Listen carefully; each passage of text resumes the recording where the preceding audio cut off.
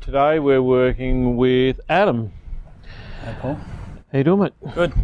Cool. So what do you want to work on today, mate? I want to be able to use my mind to overcome psoriasis.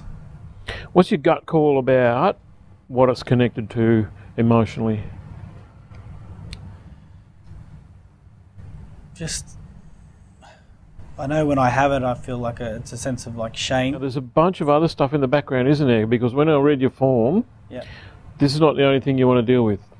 Yeah. So I'd like to hear the other things because something tells me they're interconnected.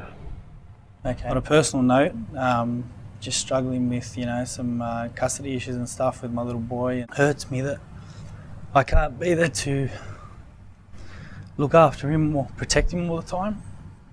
I guess I feel guilty that I've saved myself, but I've left him there. How often does the custody issue come up?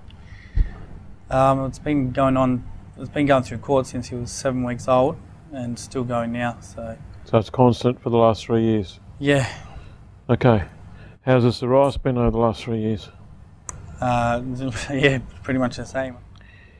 The feelings that you have around Josh and where he is and you feeling like you've abandoned him, can you put those in words? Yep. And I guess ashamed that I can't do the right thing by him or give him 100% of the time a loving family. Okay. So what are the chances that you're punishing yourself? Yeah, pretty big. Guilt and shame are immensely powerful emotions. It's important that the shame is expressed. So you've probably got the avenue here to do that just by speaking it, just by saying how you feel. The thing that guilt and shame have in common is that they persist regardless of what's going on today. Most of the basic emotions surge and, like a roller coaster. The tragedy about guilt and shame is they don't do that, they just persist. Now, if they persist, then they're having a permanent effect. The truth about guilt is that it's really anger turned against yourself.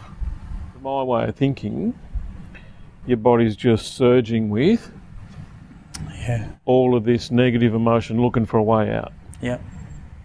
Now, does that make sense or not? It does, yeah, it definitely makes sense. The deeper issue is you've got to make peace with where Josh is and how it is at the moment. Now, if you're an example of a pile of shame and guilt walking around looking for a place to happen, by osmosis, that's what he learns.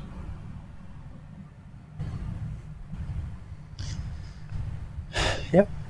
Therefore, understanding that he is probably under difficult circumstances like you are, what you have to teach him that is of far greater value than anything else is how to handle adversity and how to come out of adversity making the most of the circumstances. How do you demonstrate to him how to deal with adversity and come out on top? By showing him, by not holding on to all this. And the first thing that I could show him, and probably the first step, is showing him that I can love myself, psoriasis and all. Or could you change your mind about what your body's doing? Yeah. Until you can be at peace with your body does this thing. Yeah. It owns you. Yeah. I'm letting this affect me. I'm letting this tell me how I want to feel.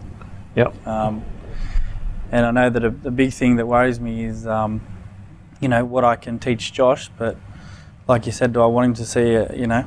So I can only show him by example that no matter what, you make of it what you are. You got to accept and love yourself. And I guess once I start doing that, then I will start loving myself. I will start feeling better and not internalizing and letting it come out in my skin. Perfect. So cool with that? Yeah, fantastic. I feel lighter already. Yeah. Feel good. Sometimes we just have to turn towards it. Yeah. Okay. Thanks, Paul. Pleasure, buddy.